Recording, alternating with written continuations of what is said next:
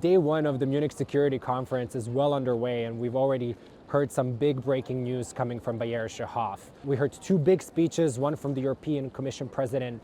Ursula von der Leyen and one from the United States Vice President Vance. Two different assessments of the world, clearly demonstrating the theme of the Munich Security Conference this year, which is World in Transition. President von der Leyen emphasized the need for Europe to apply a mentality of urgency to the current situation, and as well spoke about the need to really staying away from the outrage and outcry that we've been seeing thus far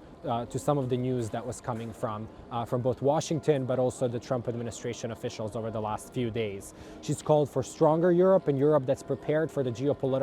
increased geopolitical competition between the United States and China, as well as called for greater investments in the European defense, as well as specifically to impose more flexible fiscal rules in order to allow the defense industry of Europe to grow and strengthen, as well as to invest in European over the longer period of time. When it comes to Ukraine, President von der Leyen spoke about the need for any kind of plan for Ukraine being achieved through peace, through strength, of making sure that Ukraine maintains its path towards becoming a European Union member state, and that Europe has a seat at a table. Vice President Vance offered a very different assessment of the state of the transatlantic relationship and warned about a threat of within in Europe, and specifically pointed out to the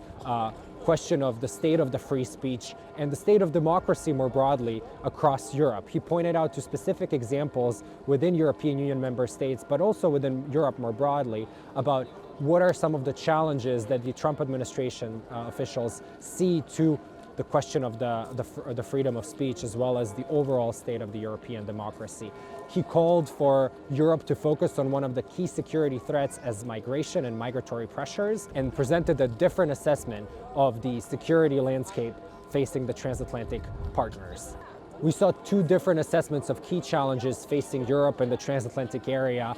and two different approaches to resolving them, coming from Washington and coming from Brussels. There's certainly going to be more news to come in the coming days, so stay tuned and follow Atlantic Council's social media channels over the coming days.